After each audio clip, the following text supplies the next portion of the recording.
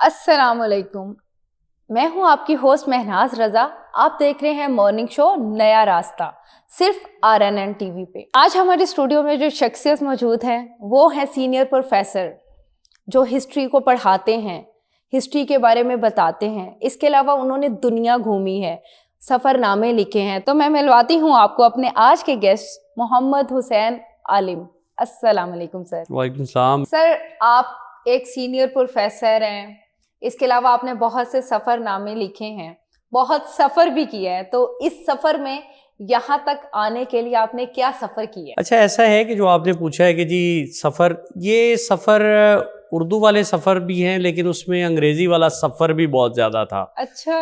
اور ظاہر ہے ایک بالکل جسے کہتے ہیں نا کہ گراس روٹ لیول سے آپ اٹھ کے سفر کرتے ہیں اور پھر آپ تعلیم حاصل کرتے ہیں، اعلیٰ تعلیمی اداروں تک پہنچتے ہیں، پھر اس کے بعد آپ محنت کر کے پبلک سروس کمیشن پاس کرتے ہیں، آپ کی job as a lecturer start ہوتی ہے. وہ ایک پلیٹ فارم تھا.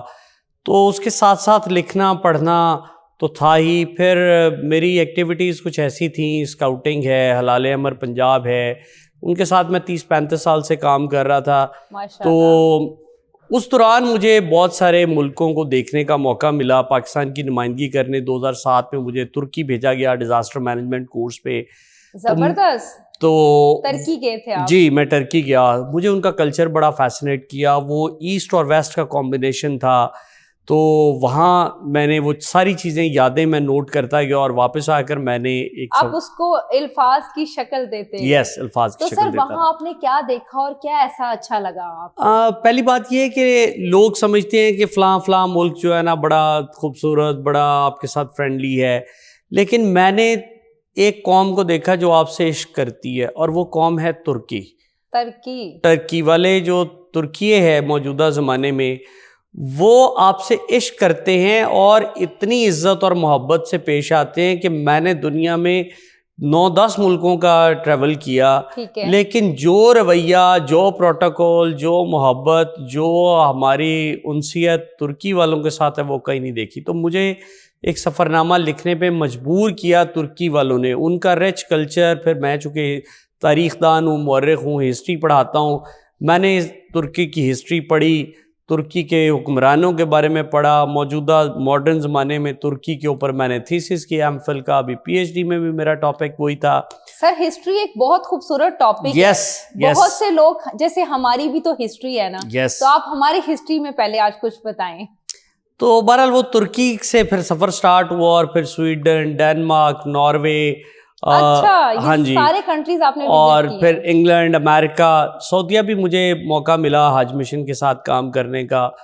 تو ہماری تاریخ جو ہے مکس قسم کی تاریخ ہے. اس کے اندر ہم نے تاریخ کے اندر بہت کنٹریبیوٹ بھی کیا اور بہت سارے اچھے برے حالات بھی دیکھے بحیثیت قوم. اگر آپ پری پارٹیشن دیکھیں تو مسلمانوں کا ایک کردار نظر آتا ہے پورے ہندوستان کے اندر. آپ کو سلطنت پیریڈ ہے، مغلیہ دور ہے، پھر اس کے بعد انگریز کا دور آتا ہے، کولونیل پیریڈ، اور موجودہ زمانے میں پھر پاکستان 1947 میں بنتا ہے. تو اس کے بعد سے پاکستان کی ایک ہسٹری ہے جو موسٹلی میں پڑھاتا ہوں یا کنٹری ٹو کنٹری ریلیشنز پڑھاتا ہوں. تو ہماری تاریخ جو ہے وہ کچھ فیورٹزم پہ لکھی ہوئی، کچھ حقیقتوں پہ، کچھ سچ، کچھ جھوٹ، کچھ دوسروں کا پوائنٹ آف ویو.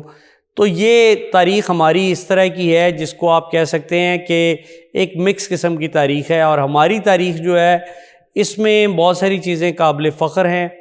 قوموں کی زندگی کے اندر 70، 75 یا 80 سال کو بہت زیادہ ٹائم نہیں ہوتا. دوسری قوموں کو دیکھو تو وہ کئی 100 سال سے ان کے ملک قائم ہیں اور وہ کام کر رہے ہیں. تو ہماری تاریخ کے اندر کچھ ہماری شرمندگیاں ہیں، قومی غلطیاں ہیں جو ہم کرتے رہے.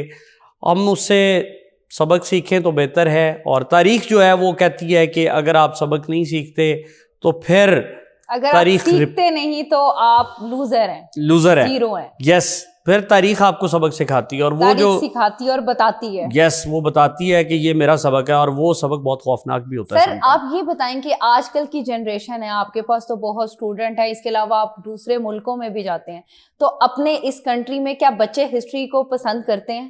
اچھا، پہلی بات یہ ہے کہ لوگوں کے اندر یہ جو کانسیپٹ ہے نا کہ ہسٹری ایک بورنگ سبجیکٹ ہے، یہ پڑھانے والے پہ اور پڑھنے والے کے مائنڈ سیٹ کے اوپر ہے کہ وہ کیا ہے. میں بچپن سے, مجھے ہسٹری کا شوق کیسے ہوا, بچپن میں نا چھوٹے ہوتے میں کہانیاں پڑھتا ہوتا تھا.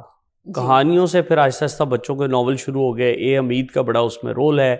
اے حمید ناول لکھتے تھے تاریخی پس منظر میں, امبر ناگ ماریا سیریز.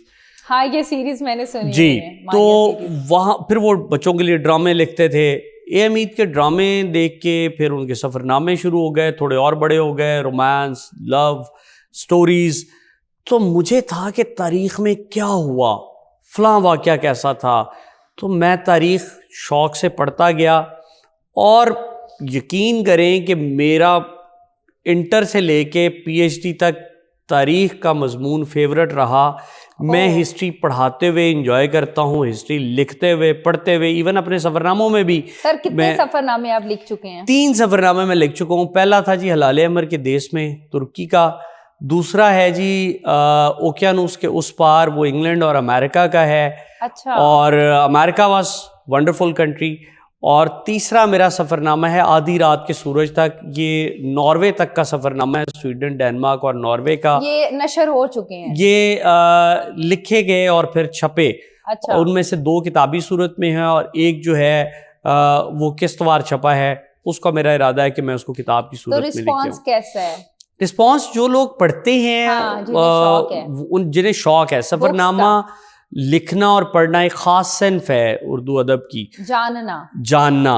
اور جو اس کو پڑھتے ہیں وہ انجوائے کرتے ہیں. بقول میرے ریڈرز جتنے ہیں وہ کہتے ہیں کہ جی ہمیں یوں لگتا ہے کہ آپ ہماری انگلی پکڑ کے ہمیں اس ملک کی سیر کرا رہے ہیں, اس ملک کا, اس ملک کا کلچر, اس کے کھانے, اس کی ایکٹیویٹیز, ان کا ہنسنا بولنا, ان کی مختصر تاریخ. تو سفرنامہ لکھنا ایزی ہے, لیکن وہ ڈپینڈ کرتا ہے کہ کس بندے نے لکھا اور کس پوائنٹ آف ویو سے لکھا ہے. آپ 2 لوگ سفر کریں, میں اور آپ, یا میں اور کوئی اور شخص سفر کریں, تو وہ دونوں ایک ہی جگہ پہ ایک منظر کو اپنے اپنے نقطہ نظر سے اپنے نظریے سے لکھیں گے اور محسوس کریں گے. جی ایگزیکٹلی, وہ الفاظ کی شکل دیں گے. ایسا ہی ہے. تو سر آپ ہسٹری پڑھاتے ہیں, مجھے خود ہسٹری ایک سبجیکٹ بہت پسند ہے. ایون مجھے ہسٹری سے پیار ہے, محبت بھی ایک ہسٹری ہے. مغل اعظم, آپ نے اس بارے میں کبھی بچوں نے پوچھا اور سوال کیا کہ ہمیں یہ ہسٹری بتائیں ان کی؟ مغلوں کی ہسٹری جو ہے جی, لوگ تو نیگیٹیولی دیکھتے یا پڑھتے ہیں کہ جی وہ بڑے عیاش تھے, وہ فلاں تھے, ان کی جی حرم میں عورتوں بھری ہوئی تھی, فلانا تھا.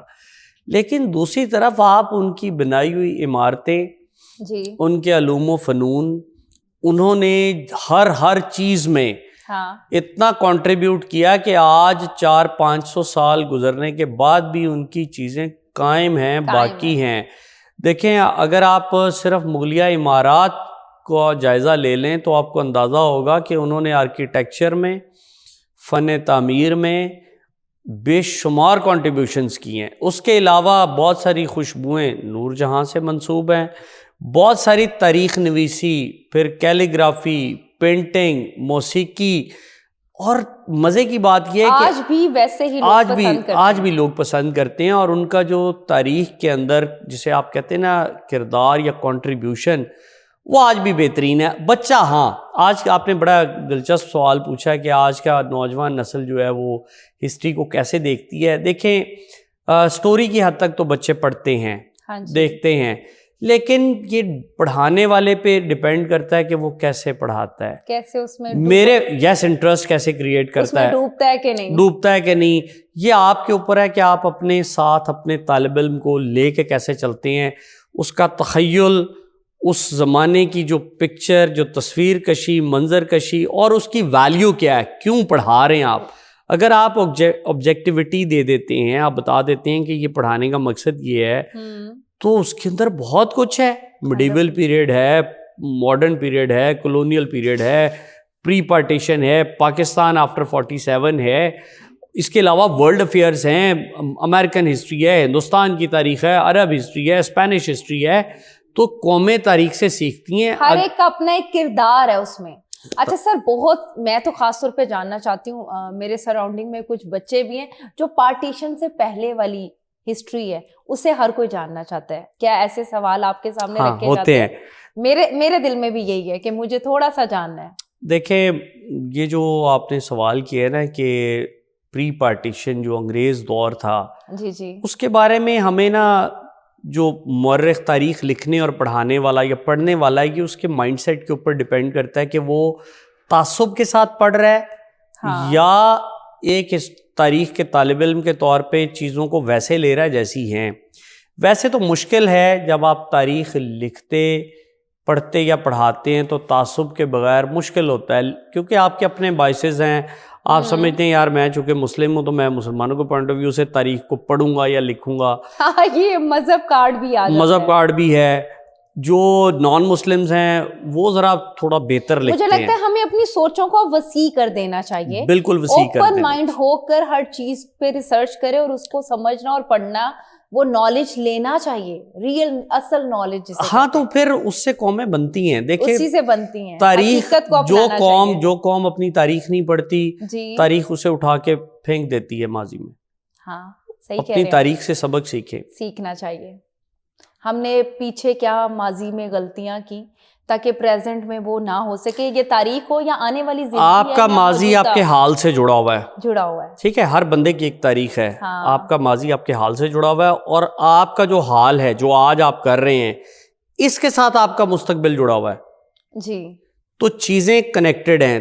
تاریخ کو اگر آپ ریئل ٹائم میں امپلیمنٹ کریں تو وہ یہی ہے کہ آپ کا ماضی آپ کے حال اور آپ کا حال آپ کا مستقبل جو ہے نا وہ ڈیسائیڈ کرتا ہے. تاریخ تو یہ بھی بتاتی ہے اور سکھاتی بھی ہے. اگر ہم ریئل بیس پہ بات کریں، اس دور کا انسان آج میں فرق ہے، وہ زیادہ محنتی تھے، محنتی تھے، اسٹرگلز کرتے تھے. اس کے علاوہ اس دور کے انسان نے ٹیکنالوجی نہیں تھی، لیکن اس نے ایجادات کی.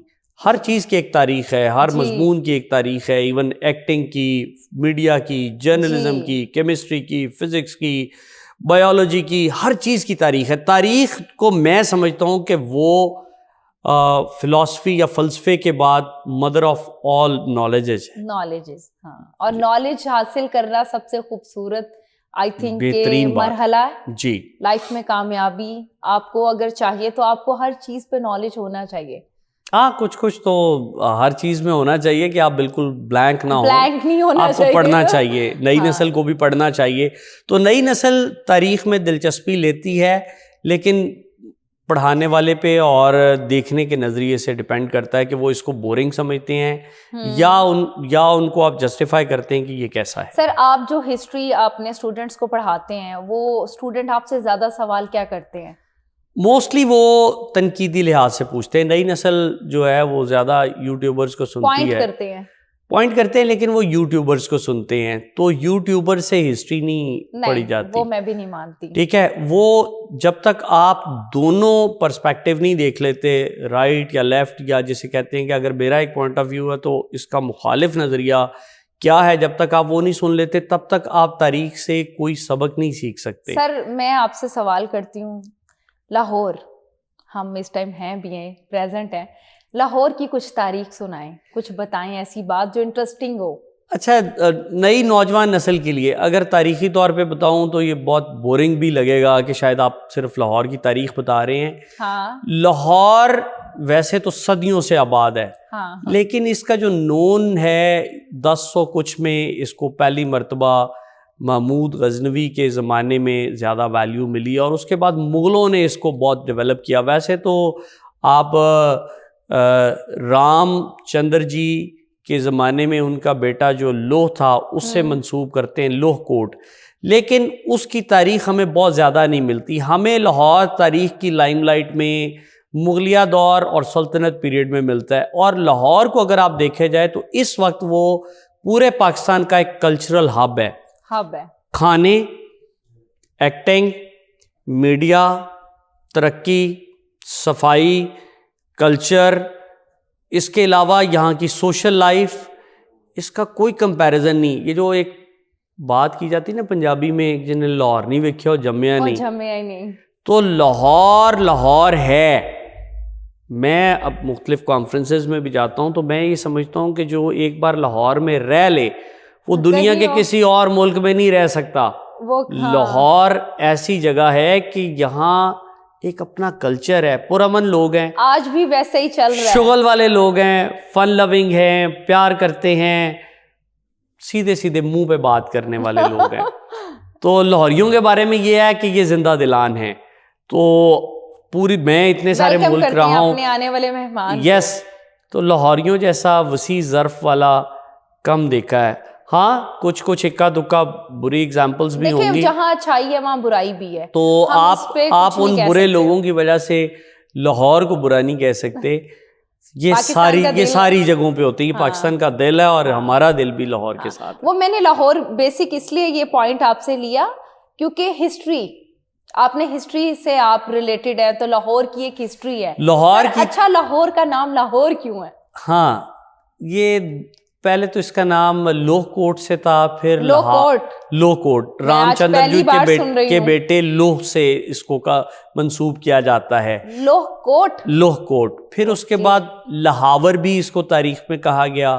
پھر بگڑتے بگڑتے لاہور نیا لاہور, کوئی پرانا لاہور تاریخ میں کہیں سوابی سائٹ پہ تھا, کہا جاتا ہے لاہورے. ہاں لاہور, پنجابی جی کہتے ہیں لاہور, یعنی اور. اچھا, تو لاہور کے بہت سارے مطلب ہیں, وہ بتائیں آپ. لاہور کا مطلب ہے ایک تو لو کوٹ میں نے بتا دیا, ایک اس کا مطلب ہے اور لا.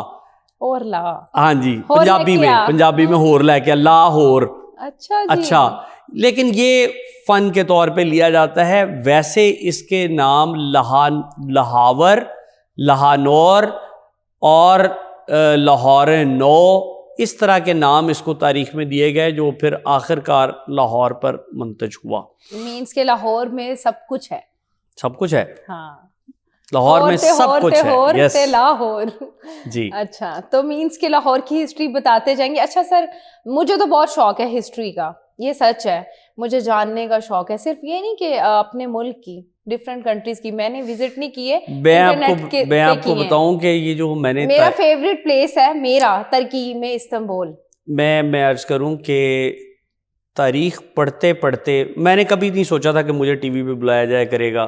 اچھا, تو مختلف چینلز اب مجھے بین الاقوامی تعلقات کے حوالے سے, ماشاءاللہ, تاریخ کے حوالے سے بحیثیت پروفیسر مختلف تجزیوں کے لیے بلاتے ہیں. اگر کچھ بھی ہو جاتا ہے دنیا کے اندر, کچھ ہو رہا ہے جس کا تعلق بین الاقوامی تعلقات کے ساتھ ہے, تو مجھے مختلف چینلز بلاتے ہیں کہ جی اس کو آپ کس نظر سے دیکھتے ہیں.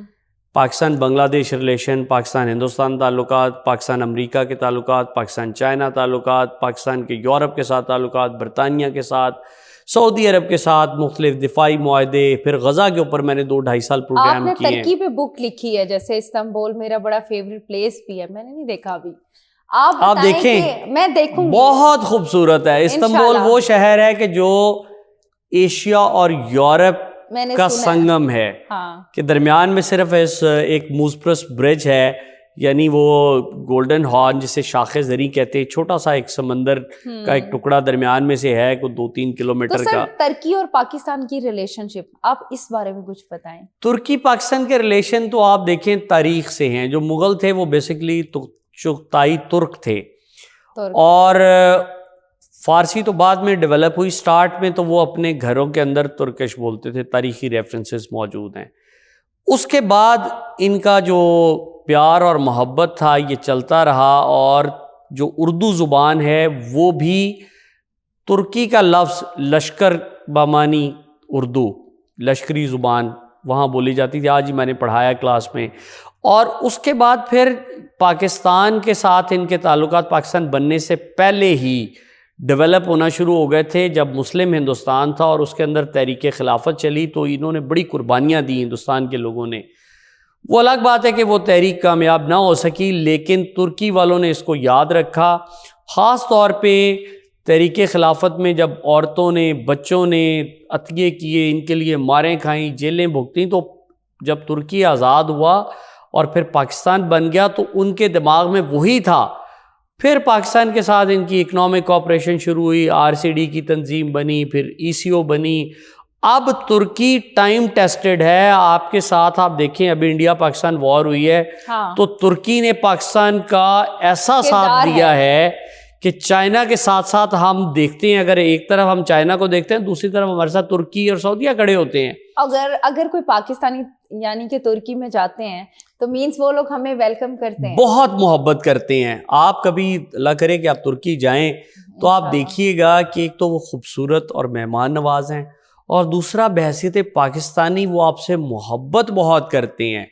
اخلاق ان کے پاکستانیوں کے ساتھ اور ہوں گے اور دوسروں کے ساتھ اور ہوں گے. لینگویج کا فرق ہے تو پھر وہ مینیج کیسے ہوتا ہے؟ اچھا، کچھ چیزیں جو ہے نا وہ ساری دنیا میں زبانیں مختلف ہیں، تو ایک جو آپ کی محبت بھری اسمائل ہے، مسکراہٹ ہے، اور یہ لفظ پاکستان ہے، اچھا مٹھاس ہے اس میں، تو اس سے وہ آپ کو بہت سے، مجھے ترکش نہیں آتی تھی تو میں نے تھوڑی تھوڑی سیکھی.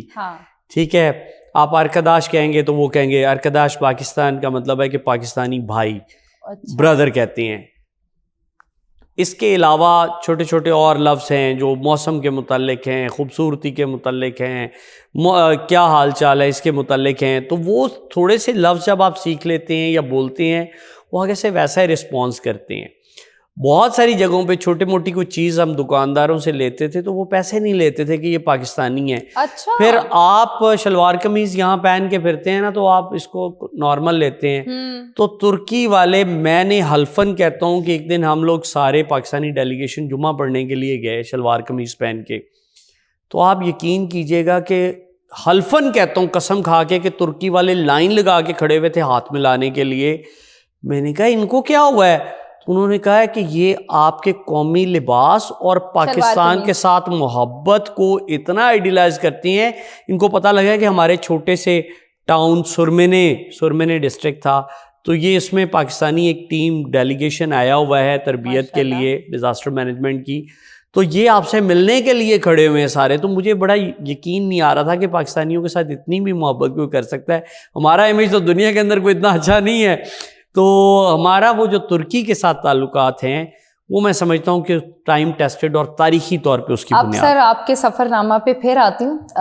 یو کے، انگلینڈ کے بارے میں آپ نے کہا کہ میں نے یو کے پہ بھی بکس سفر نامہ لکھا. ہاں، میرا جو دوسرا سفر نامہ ہے وہ ہے اوکیانوس کے اس پار. تو اس میں زیادہ امریکہ اور کچھ انگلستان کا ہے ذکر، جس کے اندر میں نے لنڈن، برمنگم، وولورہیمپٹن، لیسٹر، اور ایک اور چھوٹا سا شہر ہے جس کو آپ منی پاکستان کہتے ہیں، بریڈ فورڈ. تو یہ 4 شہر میں نے دیکھے تو مجھے بہت اچھا لگا. لنڈن میں پھر کے تو یوں ہی لگتا ہے جیسے آپ پاکستان میں پھر رہے ہیں یا انڈیا میں پھر رہے ہیں. ہاں، ایک علاقہ ہے وہاں ساؤتھ ہال، تو آپ وہاں چلے جائیں تو صرف گورا پولیس والا آپ دیکھ لیں اور جیب میں پڑی ہوئی برٹش پاؤنڈ سٹرلنگ دیکھ لیں تو آپ کو اندازہ ہوگا آپ انگلینڈ میں. ادروائز یس، آپ ان کو جب دیکھیں گے ان 2 چیزوں کو تو آپ کو پتہ لگے گا آپ انگلینڈ میں ہیں. ادروائز رویے کے لحاظ سے چیزیں، دیسی کھانے، خوراک، لباس، بولیاں، وہ سارا کچھ کھانا بھی ملتا ہے. South hall basically Indian community ہے، اور جو گرین سٹریٹ ہے وہ پاکستانیوں کی ہیں. شلواریں قمیضیں لٹک رہی ہیں وہاں پہ، لوکل بوتیک جو ہیں وہ پاکستانی ڈریس وہاں مل جاتے ہیں، دکاندار پاکستانی فوڈ سٹف ہے. اپنی سفر نامہ میں کیا خاص لکھا ہے جو ہمیں بتانا چاہتے ہیں؟ ہاں، میں نے خاص یہ لکھا ہے کہ میں جس ملک میں گیا ہوں نا، میں نے ایک تو وہاں کی مختصر اور دلچسپ تاریخ، چھوٹی سی، جو میرے ریڈر کو پسند آتی ہے، انفارمیشن دیتی ہے، اور دوسرا ان کے کلچر کے بارے میں نے لکھا کہ ان کی یہ اچھائیاں ہیں، یہ کام کی چیزیں ہیں، مثلا یہ نہیں کرنا، یہ کر لی، یہ کریں گے تو آپ کو فائدہ ہوگا، یہ فلاں تاریخی مقام ہے، یہ اس کو ضرور دیکھیں، یہ اس کی ہسٹری ہے. پھر سفر کے دوران پیش آئے ہوئے دلچسپ واقعات، لوگوں کے رویے. آپ کو وہاں کیا جگہ پسند آئی زیادہ؟ ہاں، لنڈن میں تو مجھے، چونکہ میں ہسٹری پڑھاتا ہوں اور ہسٹری میرا سبجیکٹ ہے، تو مجھے وہاں پہ جو برٹش پارلیمنٹ ہے، بگ بین ہے جو گھڑی لگی ہوئی ہے، وہ دریائے تھیمز یا تھیمز جسے بولتے ہیں، وہ لنڈن آئے، یا ہسٹری، نیچرل ہسٹری میوزیم پسند آیا. لیکن اس کے ساتھ ساتھ وہاں کی صفائی، وہاں کے لوگ دوسروں کے معاملات میں خواہ مخواہ انٹرفیئر نہیں کرتے، ٹانگ نہیں اڑاتے. ہر کوئی اپنی جتنے بھی ملکوں میں گیا ہوں، ایک واحد ہمارے پاکستانی سوسائٹی کے اندر یہ چیز سیکھنے کی میں سمجھتا ہوں ضرورت ہے کہ لوگوں کے معاملات میں پرائیویسی ڈسٹرب نہیں کرتے. ایجوکیشن کی ضرورت ہے نا. ایجوکیشن کے ساتھ ساتھ کوئی کلچرلی بھی تربیت کی بھی تھوڑی ضرورت ہے کہ ہم تربیت کے لحاظ سے بہت پیچھے رہ گئے ہیں. ہم تعلیم ضرور دیتے ہیں، بے مقصد تربیت جو ہے نا، وہ جو بے مقصدیت ہے اور تربیت جو ہے وہ ہم ایڈریس نہیں کرتے. ہمیں چاہیے کہ ہم تعلیم کے ساتھ ساتھ تربیت کریں. نئی عام تو ہے، بہت سارے لوگ اب ایجوکیٹڈ ہیں، لیکن ڈگریوں کے باوجود وہ جو تربیت والا خانہ ہے کہ مطلب ہم نے گنڈیریاں چوسنے کے بعد سڑکوں پہ پھینکنی ہیں، اپنے گھر کی صفائی کر کے گھر کے باہر گند ڈال دینا ہے. سر آپ تو ایک طرح سے دنیا گھوم چکے ہیں. آج کل کا بچہ جانا چاہتا ہے فورن اسٹڈی کے لیے، تو کیا ویزے اتنے آسان ہیں؟ اچھا، یہ ڈیپینڈ کرتا ہے نا کہ آپ جانا کس مقصد کے لیے چاہتے ہیں. بے شمار لوگ ہیں وہ پڑھنے کے لیے کم اور روزگار اور سیٹلمنٹ کے لیے جانا چاہتے ہیں. اچھا، کچھ پڑھنے کے لیے جانا چاہتے ہیں، باہر کی تعلیم مہنگی ہے. اچھا، کچھ لوگ جو ہیں وہ شارٹ ٹرم گولز لے کے جاتے ہیں، کچھ لوگ ہیں وہ سلپ ہونے کے لیے جاتے ہیں. تو ویزوں کا مسئلہ تو ہے، لیکن میں یہ سجیسٹ کروں گا کہ جتنے لوگ بھی ملک سے باہر جانا چاہتے ہیں وہ پہلے تو یہ ڈٹرمن ہو کہ انہوں نے جانا کس مقصد کے لیے. سیر و سیاحت کے لیے جانا ہے تو اس کے لیے وزٹ ویزاز ہیں، یعنی انگلینڈ میں 6 مہینے کا آپ کو انگلینڈ کا ویزا ملتا ہے وزٹ کے لیے، جو ملٹیپل ہوتا ہے کہ جو آپ ایک دفعہ جا کے پھر دوبارہ بھی جا سکتے ہیں. اچھا، امریکہ کے اندر 5 سال کا ملٹیپل ویزا ملتا ہے جس کے اندر 3 سے 6 مہینے کی آپ کو انٹری ملتی ہے. یورپ کا شینگن ویزا ہے جو آپ کو 90 ڈیز کے لیے، 90 دن کے لیے ملتا ہے سیر و تفریح کے لیے. اس کے علاوہ میڈیکل وزٹ کے پرپز کے اوپر آپ کو ویزا ملتا ہے. پھر آپ کا تعلیم کے لیے اسٹڈی ویزا ہے. اس کے علاوہ آپ کو مختلف پروفیشن کے لحاظ سے آپ کو ورک ویزا ملتے ہیں. اگر اپنے اسٹوڈنٹ کو، ویورز ہمارے جو دیکھ رہے ہیں، اگر اسٹڈی ویزا کے لیے کوئی جانا چاہتا ہے تو کہاں جائے؟ اچھا، پہلی بات یہ ہے کہ آپ اپنی جو ڈگری سلیکٹ کرتے ہیں جس میں آپ داخلہ لیتے ہیں، ٹھیک ہے، کیا وہ ریلیونٹ ہے، آپ جسٹیفائی کرتے ہیں. دوسرا، آپ نے اس کی کیا فی پوری پے کی ہے. تیسرا یہ ہے کہ آپ اپنے ایکسپینس ضرور دیکھیں. جو آج اسٹوڈنٹس کو وہاں ایشو آ رہے ہیں وہ یہ کہ یہاں سے ایڈمیشن کروا کے چلے جاتے ہیں جی، وہاں جا کے یہ ساتھ میں روزگار ڈھونڈتے ہیں، اخراجات پورے نہیں ہوتے، تو پھر انگلینڈ میں لائف ہو گئی ہے ٹف. اسٹڈی ویزا کے لیے زیادہ تر آسٹریلیا اور کینیڈا کو لوگ پریفر کرتے ہیں. امریکہ نے ویزے نسبتاً کرٹیل کر دیے ہیں، ویزوں کا مسائل وہاں پہ بہت مشکل ہو گیا ہوا ہے. تو ڈیپینڈ کرتا ہے کہ آپ نے ڈاکومنٹیشن کیا کی ہے. اگر آپ نے ڈاکومنٹیشن ٹھیک کی ہے، اگر آپ سرکاری ملازم ہیں یا نہیں بھی ہیں، تو آپ کا جو جاب لیٹر ہے وہ بہت کاؤنٹ کرتا ہے. پھر آپ اگر سیر و تفریح کرنے جا رہے ہیں تو آپ کے فائنانسز بہت کاؤنٹ کرتے ہیں، ٹھیک ہے. تیسرا یہ ہے کہ آپ کی ٹریول ہسٹری، سم ٹائم کورے پاسپورٹ کے اوپر بھی ویزا لگ جاتا ہے، لیکن وہ ڈیپینڈ کرتی. یس، بے شمار ایسا جگہ وہ آئی تھنک آپ کی بینک کنڈیشن دیکھی جاتی ہے. میں بتاؤں کہ میں پہلی دفعہ ترکی گیا، پھر سعودیہ حج مشن کے ساتھ گیا آفیشلی. تیسرا میرا سویڈن، ڈینمارک، ناروے کا تھا، وہ بھی میں ورلڈ اسکاؤٹ جمبوری میں ریپرزینٹ کرنے گیا. تو ٹریول ہسٹری بن گئی. میں نے امریکہ کا جب ویزا اپلائی کیا تھا 2014 میں، 1.25 سال انہوں نے سیکیورٹی کلیئرنس میں لگایا، لیکن وہ 5 سال کا ویزا مجھے لگا. اور وہ 5 سال کا ویزا میں بتاؤں صرف پیسے پہ ڈیپینڈ نہیں کرتا. میرے اکاؤنٹ میں اس ٹائم صرف 2,40,000 تھے. آپ کی ہسٹری اچھی تھی نا، ٹریول ہسٹری اچھی تھی، اور دوسرا یہ پتا تھا کہ یہ واپس آ جائے گا، یہ پروفیسر ہے. تو آپ بتائیں کہ میں سیر و تفریح کے لیے جا رہا ہوں تو میرے یہاں فیملی لنکس اتنے مضبوط ہیں کہ میں واپس آؤں گا. اور اگر آپ اسٹڈیز کے لیے جا رہے ہیں تو پرپز فل اور اچھی یونیورسٹی ہو اور آپ ایکسپینسز میٹ کر سکیں. اگر آپ میڈیکل کے لیے جا رہے ہیں تو میڈیکل ہسٹری اور وہاں پہ وہ جسٹیفائی ہوتا ہو. آپ کو ہر چیز کنفرم کر کے جانا، آپ اس کے اوپر ورکنگ کریں، پراپر ورکنگ کریں. اور اگر اسٹڈی کے لیے بھی جا رہے ہیں تو اسکالرشپس ملتے ہیں، آپ اسکالرشپ دیکھیں. لازمی نہیں کہ آپ نے انگلینڈ یا امریکہ ہی جانا ہے، آپ اٹلی دیکھیں، 100% فری اسکالرشپ ہے، ٹھیک ہے. اسی طرح کچھ ملک ہیں، ناروے ہے، فری ہے. یس، اٹلی 100% دیتا ہے. اگر آپ پی ایچ ڈی کرنے کے لیے وہاں جاتے ہیں یا ماسٹرز کرنے جاتے ہیں تو وہ آپ کو اسکالرشپ دیتا ہے. بہت سارے ملکوں کے اندر تعلیم فری ہے. جرمنی جو ہے وہاں تعلیم فری ہے یا نامنل فیس ہیں. لیکن وہاں زبان کا معاملہ ہے. اب ہم زبانیں سیکھتے نہیں ہیں. جب آپ لینگویج نہیں آتی, لینگویج بیریئر ان ملکوں میں آپ کو بہت تنگ کرے گا. ساری جگہوں پہ انگریزی نہیں چلتی, ساری جگہوں پر انگریزی نہیں چلتی. جرمنی میں آپ کو جرمن آنی چاہیے, فرانس میں آپ کو فرینچ آنی چاہیے, گزارے لائق تو آنی چاہیے. جرمنی میں تو اب آ کر انگلش کی تھوڑا بہت اب کچھ لوگوں وہ جانتے بھی ہوں تو کئی دفعہ وہ کہہ دیں گے مجھے نہیں آتی, اوائڈ کرتے ہیں. وہ اپنے کلچر اور اپنی زبان کو اون کرتے ہیں, اسی اپنی زبان کو اون نہیں کرتے. چلے سر, آپ کا اس شو میں میرے خیال سے ہماری باتیں نہیں ختم ہو رہی, کیونکہ ہم کر رہے تھے بات ہسٹری پہ.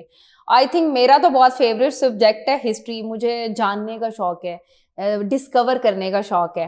تو آپ سے باتیں کر کے ٹائم کا پتہ نہیں چلا, بہت اچھا لگا.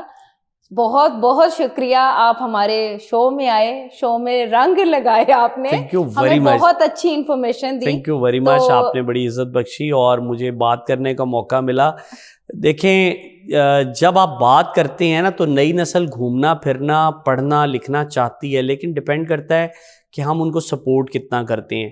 تو میں آپ کے چینل کے توسط سے چاہوں گا کہ نئی نسل تاریخی مقامات دیکھے, اپنی ہسٹری پڑھے, نئے کلچرز دیکھے, رنگ برنگے کھانے کھائے, انجوائے کرے, لوگوں کی زندگیوں کے اندر مداخلت کم کرے اور اپنا راستہ خود تلاش کرے. یہ سارا میرا اپنا ایک ڈریم ہے اور میں فالو بھی کرتی ہوں اور ڈسکور کرنا چاہتی ہوں فیوچر میں انشاءاللہ, جب اللہ نے چاہا. تھینک یو جی, اللہ حافظ. تو ناظرین, یہ تھے ہمارے آج کے گیسٹ جن سے ہم نے تاریخ کو جانا, سفر نامہ جانا. تو ہم ان سے جانتے رہیں گے. ملتے ہیں کل اسی ٹائم پہ. اللہ حافظ.